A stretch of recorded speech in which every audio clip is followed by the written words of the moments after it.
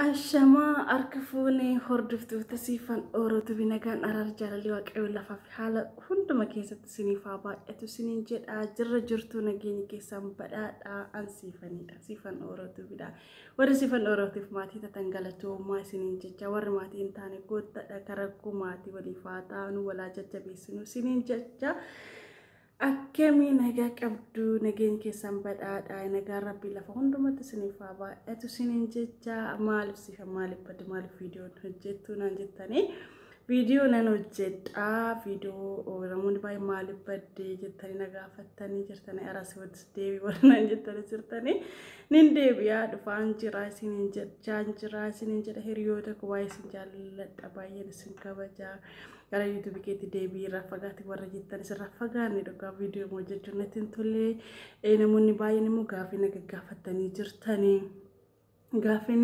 keessan immoo karaa yeroo darbe nyaata hojjedhe nyaata narra nagaafatanii waa'ee fuula barsiisin ture isinitti mana ofii kiyyaa hojjetadhu ana ofii kiyyaa hojjetadhe hin beeku samuuna jechuudha isaallee nagaafatanii turtanii isiniif hin deebisne jechuudha arra garuu kan isin nagaafattan keessaa isiniin deebisa isa tokko jechuudha na akkam nagaa qabdanii dhugaa isin baay'ee tokko si yaade nagaa naraan rabbi bakka irratti isiniif haa baay'atu isiniin jedhamu sirra deddeebi'ee ansiifanidha siifan dhoorotuu bidha warri siifaniidhaaf maatiin taana mas maatii ta'a koottaa walaa jajjabeessinu waliin yaa guddannu isiniin jecha baay'ee tokko si yaade arramoo maalidha siifan maalidhaan fuula kee dhiqataa warri jettanii si kireema maaliif fayyadamtan ijoollee karaa keessallee viidiyoo suuraa saamunichaa isinii kaasee ergeen jira namoonni biraas karaa yuutuubiitiin kan wal barre hin jirre waan ta'eef isinillee nagaafattanii jirtan maaliifan viidiyoo isin hojjedhu kan jedhu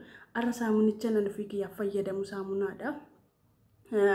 Kanan fayyadamu isiniin argisiisa jechuudha fuulli kiyya waan gurraacha hin qaba ture amma narraa badee jira jechuudha fuula kiyya irraa muhuma hin qabu galata rabbii saamuna baay'ee fayyadamee jira waan baay'ee dibadhee jira YouTube kanarra wanti hin dibatin hin jiru yeroo tokko waan dibannutti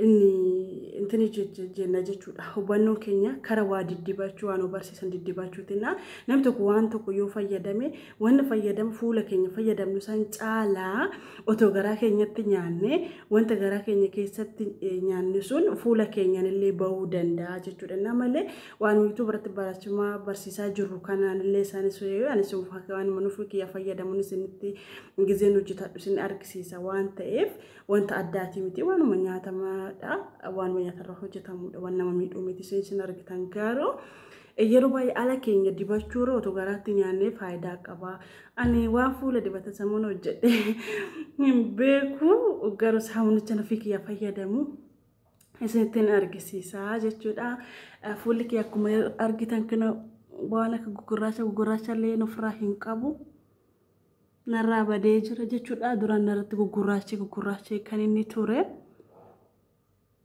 إنك سنين جاء هريوتا كو ما سامونا نتفيدمتو مي سامونا نوكاسي إركتان يريوني كو كراكي سامونا سيكاسي إركين جرا وري كرا يوتيوبي تسمو سامونا كم يتفيدم تفولي كي كانت يجرا وان تكيتاني وان والو مان كراكي ساولين تابانو دا وان تيفو إسنت سياركسي سينا موني برات سرها براتاني سامونا چان أفيك يفيدمون إسنت أركسي سيرو إيرا تيجرا أما كراجي ol nita saamuna anyita tokko qofan fayyadama fuulli kiyya akkuma argitan kana homaa hin qabu akkasumas jedhu kana wanti biramaadha saamuna inni tokko faasiniin argisiisa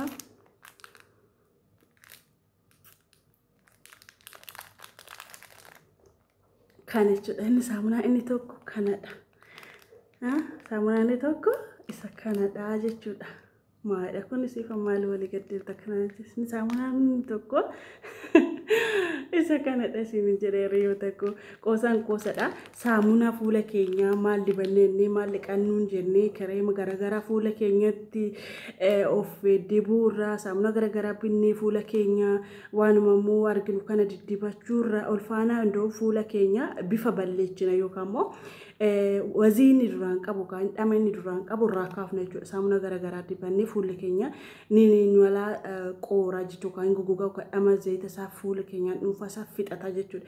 Waan garaagaraa yoo diban garuu nyaadha. Waan argitan kana waan akka firoota mana madaamii keessa jiru kana cicciniinadhaadha yeroo tokko isoo nyaattan fuulli keessan garaa keessaa yoo nyaattan karaa alaatitti isinii bareedaa dhufa jedhee abdiin qaba. Inni saamunaan tokko kana nyaadhaadha. Buskuuta nyaanne fuulli keenya bareedaa akka hin jenne dursa dhugaa waanuma fuula keenya diddibannu caalaan fakkeenya damma maankaa tokko fuula keenyatti laaqnee maankaa laaqnee fuula keenyatti duddaa gadibnu maankaa tokko damma afaanitti nyaannee faayidaa qaba jedhee abdiin qaba. Kuni saamunaa miti. Kuni nyaata dursa. Achiin immoo saamunaa biraatti saamunaa kanallee fayyadamee jira jechuudha.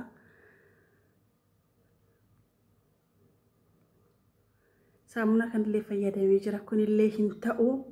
Kunillee nafa koofiin fayyadamaa jechuudha. Saamunaa kanallee hin jira fayyadamee jira. Fuulli kiyya wanta foolii qabudha xiqqoo wanta foolii wanta qibaati foolii qabu wanta kiree foolii qabu fi saamunaa foolii qabu hin fayyadamu jechuudha. Fuula kiyya irratti fishina jedhan irratti akka finniisa xixiqqaatee achumatti mudhee akka finniisa ta'an dhaama jechuudha. Innaa kanadha kanallee dhiisee jira. Amma naaf hin taane jechuudha. Saamunaa nafa kiyyaaf fayyadama kana. Inni biraa eessa dhaqee hinooti. Isa kana baay'ee gaariidha. Kanallee fuula kiyyaaf fayyadamu jechuudha. Fuula kiyyaaf bitamee ture. Fuula kiyyaa fayyadamu.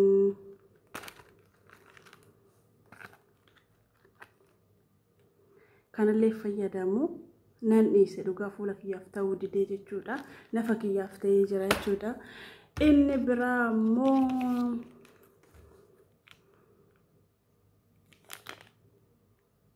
akkamitti zorse isa kana jechuudha. Inni kunillee fuula kiyyaaf naaf hin taane fuuluma kiyyaaf hin dura biteen ture fuula kiyyaaf naaf hin taane kunillee gimmaashni isaanii jira warra fuula kiyyaaf bitee naaf ta'uu didaniidha. Kan hunda bitadhaa fayyadamaa jechuu kooti miti garuu warra naaf hin ta'iniin nafan ittiin fayyadamaa jechuudha. Hiriyoota koo inni biraa maalidha? Kana jechuudha. Saamunaan ani fayyadamu ji'a 6 ol amma gara baatii 8 ta'ee jira. Saamunaa kana qofa bakka deemu maratti saamunuma kanaan deema jechuudha. Bakka deemus ta'e yeroo fuula koo dhiqadhu fuula koo tokko qofa fuula koo qofaafin fayyadama saamunaa kana jechuudha. Akka tan isa jaaladhu nitti hin danda'u. Isa kana kan fuula kiyyaaf ta'e saamunaa dammarraa hojjetamu jechuudha. Hiriyoota kiyya ilaala. Saamunaa dammarraa hojjetamudha. Saamunaan ani fayyadamu isa kanadha.